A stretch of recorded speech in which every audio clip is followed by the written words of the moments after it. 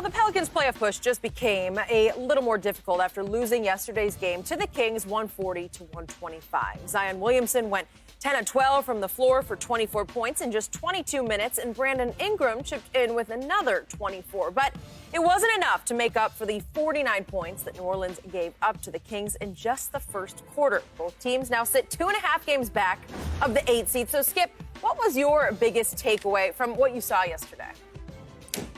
Shannon Sharpe, I am here to admit to you on national TV, on Undisputed, I was wrong about the Pelicans.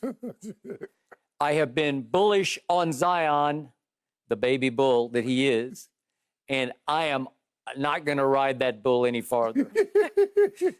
I'm done. They're done. They're done. Giving up. I watched every dribble of their game against Sacramento, and I kept hanging on to the fact they get to play Sacramento twice. Sacramento has lots of young talent, but Sacramento clearly wanted that game 100 times more than the Pelicans did. The Pelicans still like to play offense. They play zero defense. Zero. They will not fight you on the board. They will not fight you for loose balls. They will not fight you, period. They just want their possessions and see what they can do shooting threes. They shot threes okay, 14 out of 34. That's pretty good, 41%. But in the first quarter, Bogdan Bogdanović, the bogeyman for the Sacramento Kings, just kept getting open jump shots, and he kept making them. He kept raining them. He scored 19 in the first quarter, but more important, the Sacramento Kings scored 49 in the first quarter, and it was over. Yep. Way over, because the Pelicans said, no mas. What did they say 2 games back against the Clippers? No mas. Yeah. They fell behind by 42 in the third quarter. Now, Zion can just roll out of bed at 300 pounds and score 24 points in 22 minutes. And he did it again. He will try no jumpers. He's quit even trying threes, but they had a stat on the telecast yesterday. The whole season, so far it's been a shortened season for him, obviously, anything mid-range, he hasn't even attempted one mid-range shot the whole time. Yep. He does what he does. He bulldozes. And he can still, at 300 pounds, he can bulldoze on offense. He showed shocking quickness for a man that large to get to the basket. Once again, 10 out of 12. He's going to be highly efficient. Yes. 24 points. 2 rebounds, no assists, because he can dish, man, when he's engaged. And you remember the first game, I think it was the other game, Skip, he had 0 rebounds. Yeah, 0. No, he had 0. Yeah, I went crazy about it. It's just wrong. You can't be that big and that strong and get 0, 1, 2 rebounds. You can't do it. I mean, if you box out the ball and hit the floor, you just pick it up. You just pick it up. It's why Michael Porter Jr. was briefly in Mike Malone's doghouse and said he had to text him 3 times the next day, please don't leave me in the doghouse. And to Mike Malone's credit, he said, I'm right there with you. You're okay. And then that happened. Yes. He has emerged as a potential superstar in this league. Michael Porter Jr. is 6'10" and weighs about, I don't know, 215 or 20 maybe. You think you're that heavy? I don't even know. 215 maybe. Zion's 300 pounds, and he can just, he can body people out of the lane and own the lane, and he gets 2 rebounds. He should do what he does on offense. You see how strong he goes to the basket? Well, get defensive rebound, box him out, and get those boards. Play hard. This team looks like it is not responding to Alvin Gentry. And I love Alvin. I respect Alvin, but something is missing here. No, they're responding just on the offensive end. On the offensive end, they do. They respond. And Lonzo did have 11 assists. It's okay, but not playing hard. Lonzo can D up when he feels like it. Nobody D's up. Drew Holiday's made all defensive teams. Come on, guard somebody with some effort and some energy and some conviction. They don't guard anybody. They let Sacramento score 140 points. In regulation. 140 after almost 50 in the first quarter on the way to 200. But, Skip, you know what? Normally, because, Skip, I can't disagree with anything that you just said. Everything you said is true. And Zion, you know, all of his shots came within 3 feet of the basket. But while you're doing that offensively, you play no defense. They don't play any defense. Zion plays no defense. Skip, let me tell you something. I don't know if Lonzo Ball noticed this, but every time he goes against De'Aaron Fox, De'Aaron Fox said, you went number 2, I should have been number 2. So I'm going to show everybody that thought you were better than me, I'm going to show you not. I thought I did it that night in Kentucky. I really did. I thought it was in Memphis. Right, Memphis. I thought I showed you that night in the Sweet 16 game. I thought I showed you I was the better player. Remember, Lonzo had gone to Kentucky early in that year to Rupp Arena. And they beat him. And Lonzo played huge in that game. And then, remember, his mom had fallen seriously sick. Yes. And remember, the brothers and father could not make it to that game. And so I gave Lonzo some pass for that because he looked a little out of it the whole night. But De'Aaron stuck it to him. But, Skip, if you think about every time De'Aaron Fox goes against Lonzo Ball, whether he was in L.A., whether it doesn't matter where he was, he's going at him. Skip, this is disappointing. You says, okay, you know what? We gave up 77, but come on, we're gonna D up. We're gonna limit them to 25 or less points. They give up 40 in the third.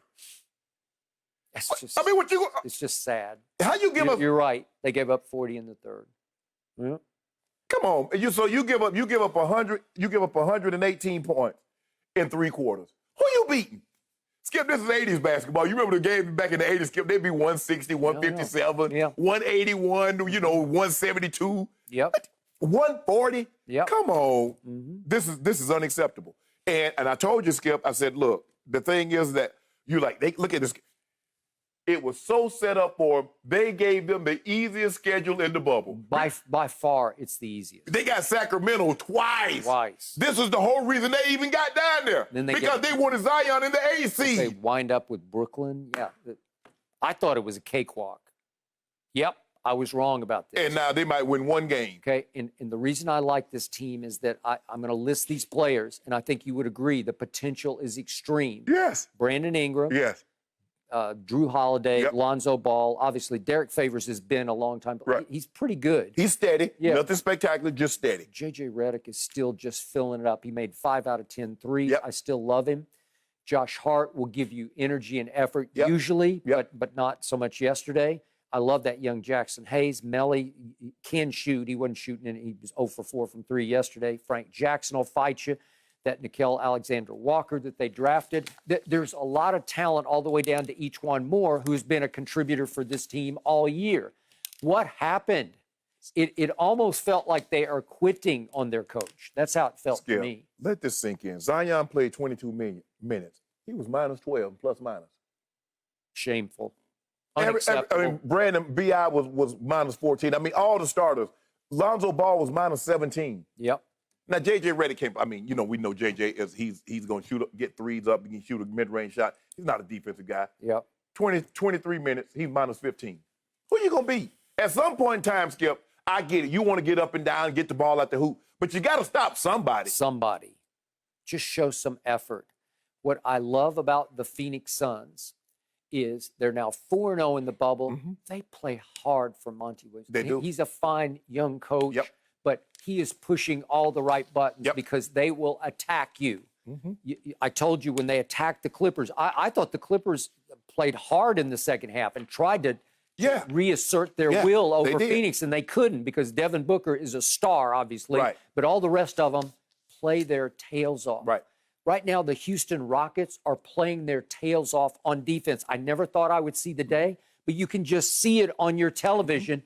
They are committed to playing defense. They will fight. The little tiny short Rockets will fight you. They'll fight Anthony Davis. They'll fight anybody in the post because they are as committed to playing defense as they are to offense. And that's the thing, Skip. And the Rockets, you mentioned, the Rockets know they're going to lose the rebounding. They're going to lose every rebounding by double digits.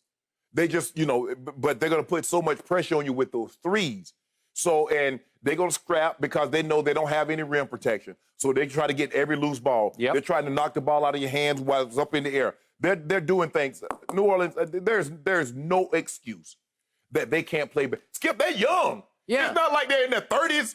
I mean, do they have anybody in the start other than Derek Favors? They don't have problems in True Holiday. But look at B.I. B.I.'s probably, 23? Zion's 20. Lonzo Ball's probably 22, 23. They got young legs. You want to run to play offense, but you don't want to run to get back and play defense, huh? They don't want to play at all. And I have lauded and applauded your man, LeBron James, especially the first 2 games in the bubble. He was D'ing up. Obviously, he D'd up at the end of the Clippers game on Kawhi and Paul George. And he is inspiring his younger teammates to play defense. They're still third in defensive efficiency. So whatever you're going to hang your hat on going forward, it better be on the defensive end. You got to, Skip. Yeah, Yep. Look, you're not winning. As much as we applaud Golden State for what they were doing, look at where they were ranked defensively. They weren't just jacking up threes. No. Steph Curry just wasn't, Kevin. They were a top 5 defensive rated team. So if you think you just go get up, if you think you could just go get, look at the Lakers. Everybody always talk about Showtime Lakers, but go back and look and see where they were defensively. Look at the Boston Celtics. Look at where they were defensively. Look at the Pistons. We know that's where they hung their hat up. Yep. Look at the Bulls, Skip. Best defensive team I've ever seen. Man, okay. Yep. Keep on thinking well, we score 150, they can't nobody keep okay. I'd be okay if the Pelicans just said, let's go home. You should just go on home. Skip, Seriously. Skip, go back to football. If you look at football, look at the teams, the top offensive teams, what happens when they meet a defensive team in the Super Bowl? The defensive team normally wins. Look at the 07 Patriots. Look at the 13 Broncos. I agree. The 83 Washington. Oh. Yep. You got to play defense at some point. At some point. Well, Skip's over it. It's been said. We got to go back we got 2 cases to the Lakers. I already said I conceded. You're admitting. Okay, well, Yep. I see it in your getting face. back. Thank you for watching. You can subscribe here to get the latest from the show, and be sure to check out more of the best clips from Undisputed, or go watch a few other segments from our other shows on FS1.